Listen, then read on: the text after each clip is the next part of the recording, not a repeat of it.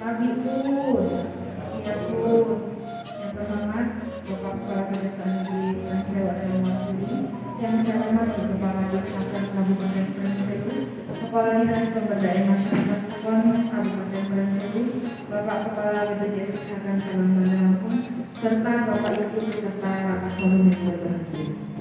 Pertama-tama marilah kita panjatkan puji syukur atas kehadiran Allah Subhanahu wa Ta'ala, karena atas berkat rahmat dan karunia-Nya lah kita semua masih dapat berkumpul di dalam ruangan ini dalam keadaan sehat walafiat untuk menghadiri kegiatan rapat forum koordinasi pengawasan dan pemeriksaan kepatuhan Kabupaten Pransewu semester 1 tahun 2021.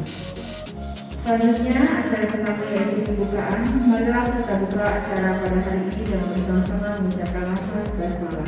Bismillahirrahmanirrahim.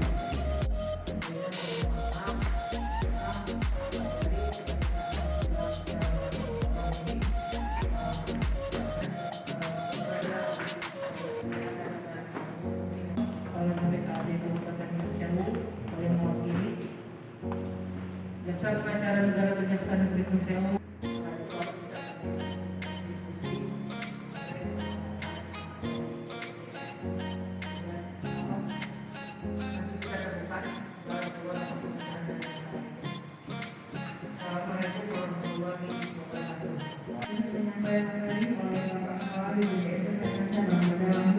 kepada Bapak Agus Siswo dipersilakan.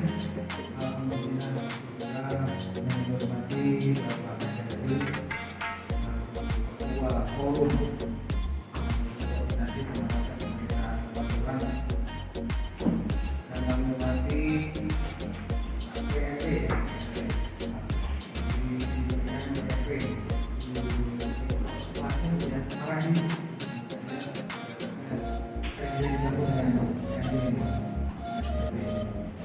menghormati dari Dinas Pendidikan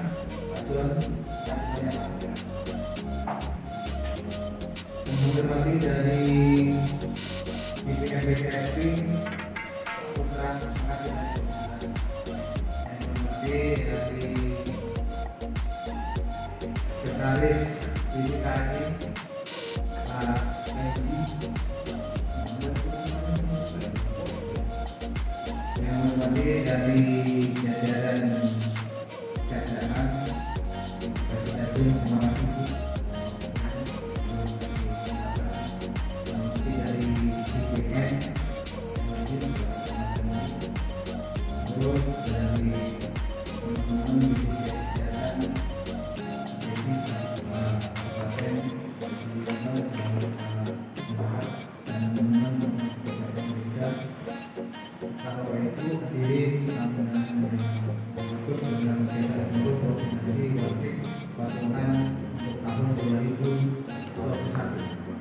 5 atau 3 orang, silakan. Yang pasti adalah sesuai dengan nama undang-undang harus ada perizinannya mengenai bantuan dari BPSP terkait dari apa ada kemudahan dari BPSP memberikan perizinan untuk masyarakat sehingga kami dalam bergeraknya nanti juga bisa memastikan bahwa ini masuk kelompok segmen BPU badan usaha. Nah ini kondisinya dengan 205 badan usaha dan jumlah peserta ada 11 ribuan. Saya yakin ini masih ada potensi karena kemarin tadi waktu kita lewat ke sini saya lihat banyak pekerja memperbaiki jalan raya karena saya yakin benar apakah mereka sudah mendapatkan jaminan dari pemberi kerjanya dalam kontraktornya.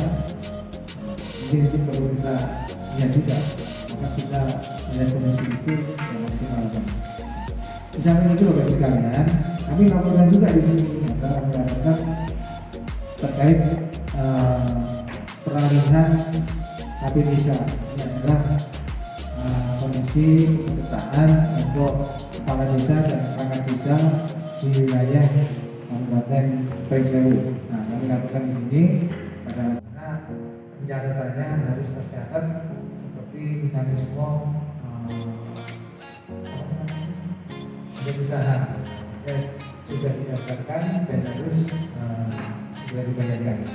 Kalau kita lihat total desa atau PON di wilayah Pransewu ini saat ini ada 100 Simoni ke Lakon sampai dengan April. Kami telah melakukan proses untuk 126 desa dengan jumlah yang sudah kami nyarikan ada sebanyak 4.030 Itu akan menjadi misalnya misalkan lanjut. Yang berikutnya Bapak Ibu sekalian terkait upaya kepatuhan yang telah kami lakukan maka upaya usaha ini kami lakukan pada sekalian anggota forum bahwa upaya kepatuhan terkait pendaftaran badan usaha kalau kita lihat secara keseluruhan untuk wilayah Pringsewu ada 10 badan usaha yang telah kita lakukan upaya kepatuhan pendaftaran badan usaha dengan hasilnya tuntas tidak ada masalah dan semuanya patuh. Dan untuk tahun 2021 ini Januari menuju Maret belum ada pemeriksaan kepatuhan. Mungkin kita akan lakukan koordinasi lebih lanjut bersama dengan Pusnaker, pengawas, provinsi maupun dengan pihak-pihak yang terkait dengan hal ini. Ini kondisinya. Dan berarti kalau tidak ada ini, berarti mereka tidak patuh. Jadi kita lihat untuk patuh pendaftaran, memang ini etikanya mungkin kita katakan jelas, jadi itu bisa dimasukkan bagi rata dan usaha.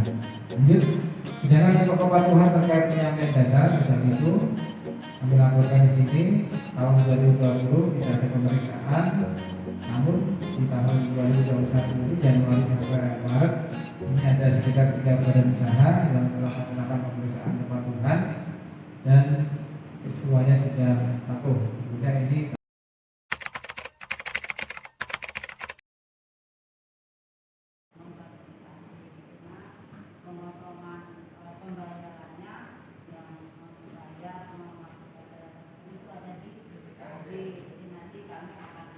berkoordinasi dengan BPKD untuk hasil evaluasi akan kita nanti.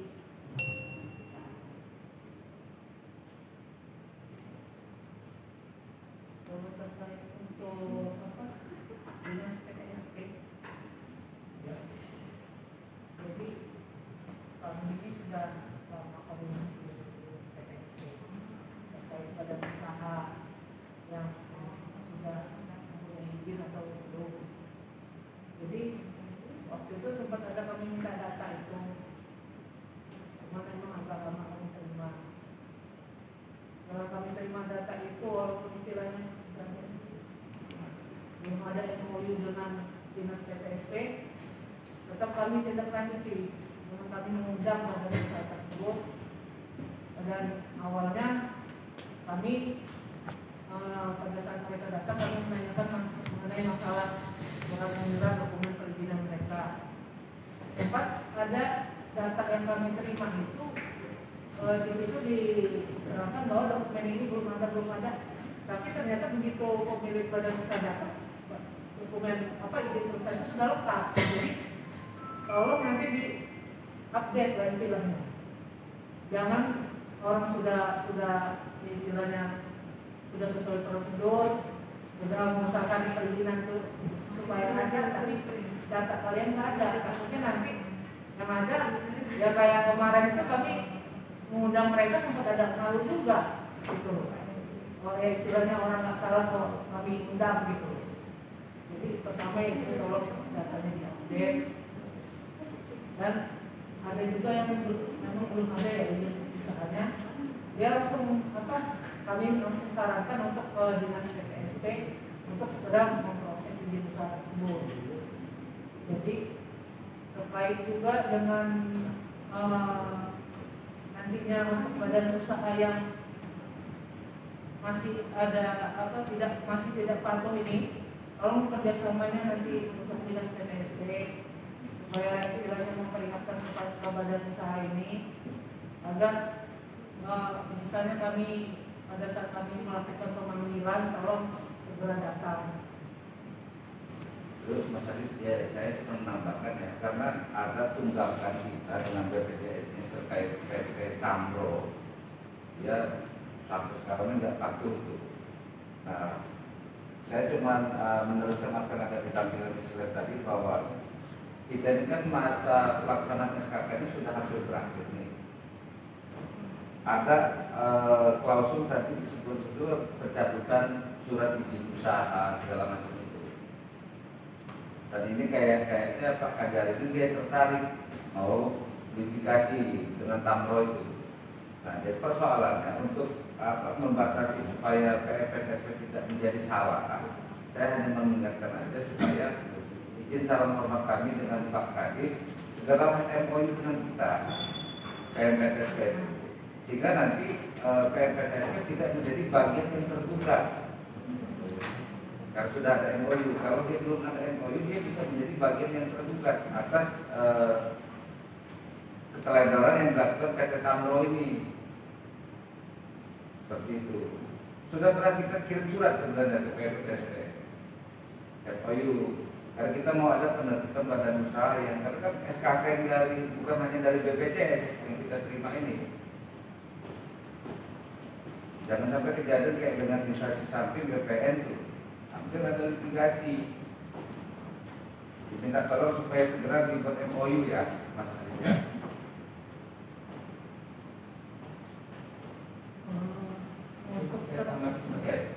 Izin seyogyanya memang Bapak Kepala Dinas yang hadir ke sini, tapi karena beliau ada agenda lain sehingga saya mewakili beliau untuk hadir ke sini.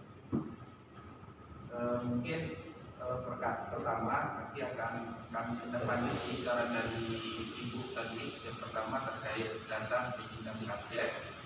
Memang sekarang ini sedang ada optimalisasi pembaruan sistem dari OSS menjadi OSS RBA atau BKPM.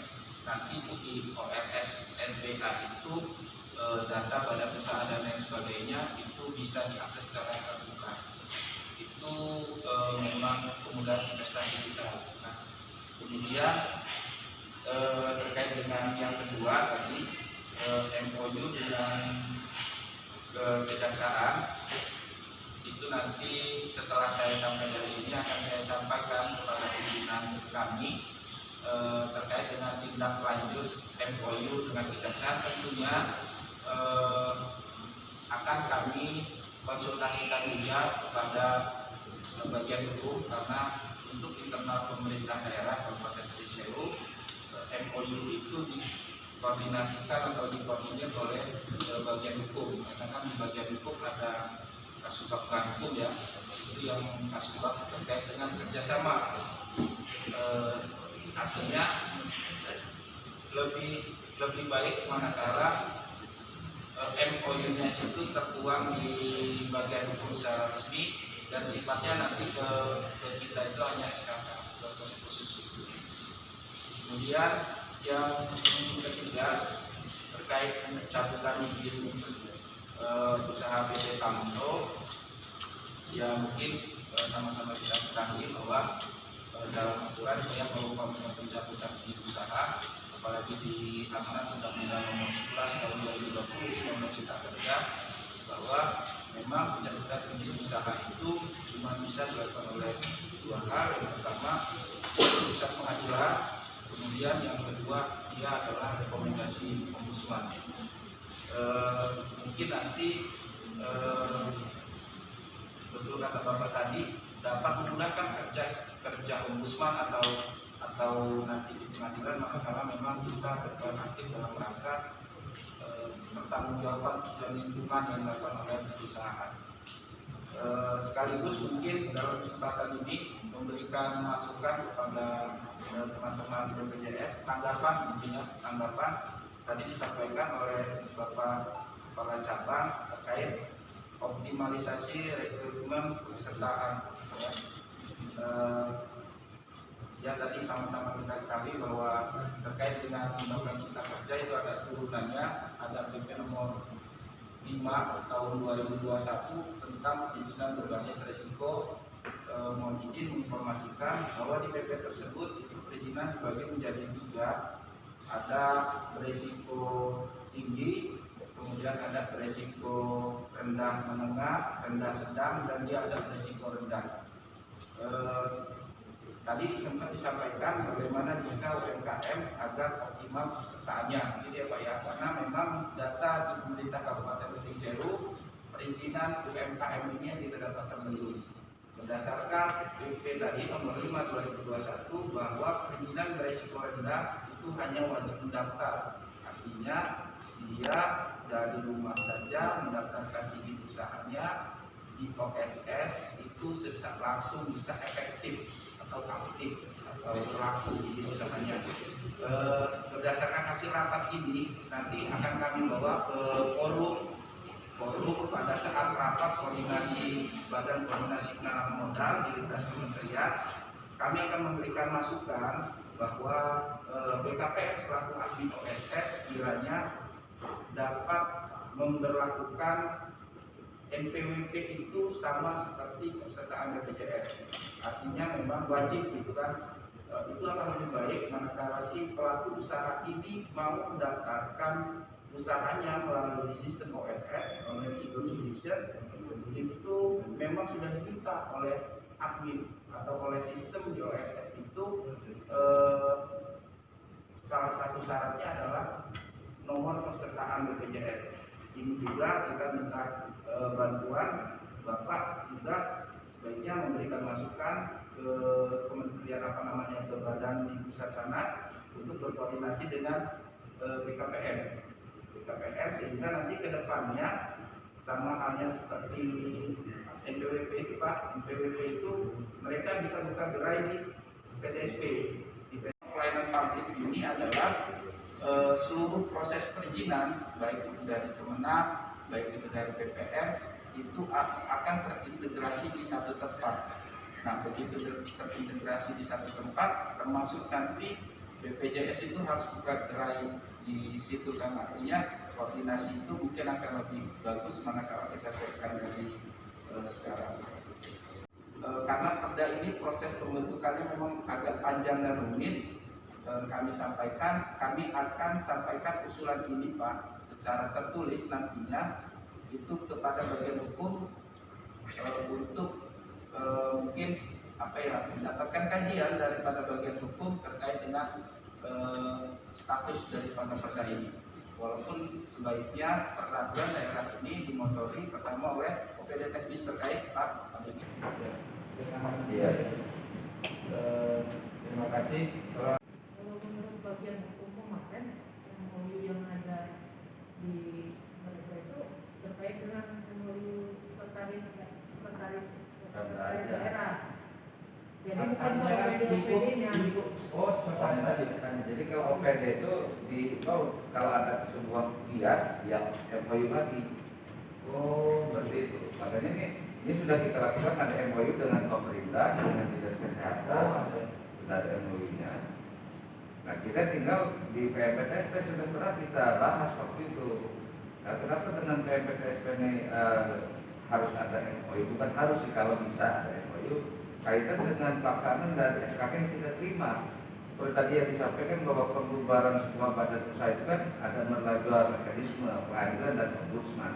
Nah, dalam hal ini kan lewat jalur pengaduan kita bisa diberi surat kuasa khusus oleh BPJS di dalam hal ini. Nah, sementara mau kita bubarkan, mau kita cabut izin usahanya, kalau dia belum terdaftar, belum punya izin, kan nggak bisa juga.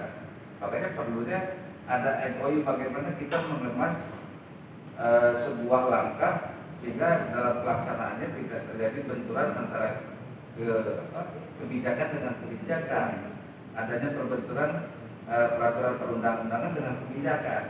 Jadi kalau bisa MOU itu kita bahas yang membatasi benturan-benturan itu. Karena kan jelas ada benturan peraturan perundang-undangan nih. Tadi disebutkan dari Undang-Undang Cipta Kerja, sementara dari BPJS terang-terang disebutkan bahwa dapat dicabut izin usahanya. Seperti itu. Nah, kita nggak mau hal itu terjadi.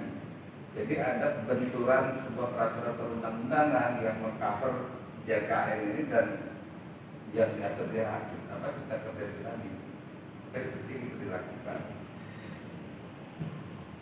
Siap, Pak Dedi mungkin nanti yang sosialisasi memang kita masih terbatas ke kecamatan, Pak, kecamatan untuk memberikan pemahaman kepada pegawai kecamatan maupun kelurahan terkait proses perizinan. Seandainya ada masyarakat yang bertanya, Pak, saya mau izin ini seperti apa ya? Mereka sudah ada pemahaman dasar.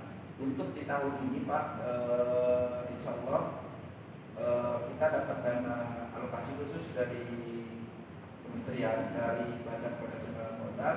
Salah satunya adalah memberikan pemahaman terkait dengan badan usaha yang mana persepsi pemilik usaha yang sudah berizin tentunya pasca keluarnya PP terkait dengan OSS itu kan yang sudah habis masa berlaku harus mendaftar ulang. Nah, di situ yang memang pemerintah pusat memberikan dana buat kita untuk memberikan sosialisasi ke mereka. Tapi memang kegiatannya belum berjalan. Saya udah pernah dapat salah satu saya, kalau kebetulan Pak ada yang langsung membantu saya. Sebenarnya itu Pak Ketua Dewan. Itu ada usaha apa? Ya. Tapi belum didaftarkan. Dia pengen daftar BPJS. Tapi langkah-langkahnya dia belum paham. Jadi kalau langkahnya itu agar pesertanya banyak lagi. Iya. Sebenarnya kalau dari tenaga kerja, Pak Bos, ada saran? Kalau kita melibatkan kerjasama ini, kalau kerjasama sama ini, kita saling bertukar informasi. Mudah-mudahan untuk kedepannya nanti jangan sampai istilahnya ya siap di sini di rapat ini, atau nggak ditindaklanjuti. Saya nggak mau mendengar itu, saya nggak mau mendengar itu. Nah, untuk kedepannya nanti akan kami pantau, kami ingatkan kepada kalian semua karena atas apa yang kami amanahkan. Jadi tolong laksanakan secepat mungkin supaya bisa berjalan dengan lancar lah. Istilahnya kegiatan BPJS ini kita bantu untuk program ini.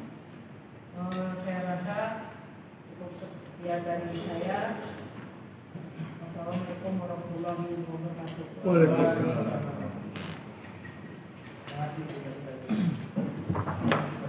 Ya.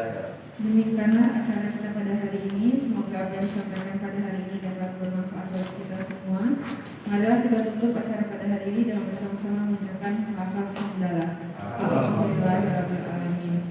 Saya akhiri wabillahi taufiq wal hidayah. Wassalamualaikum warahmatullahi wabarakatuh.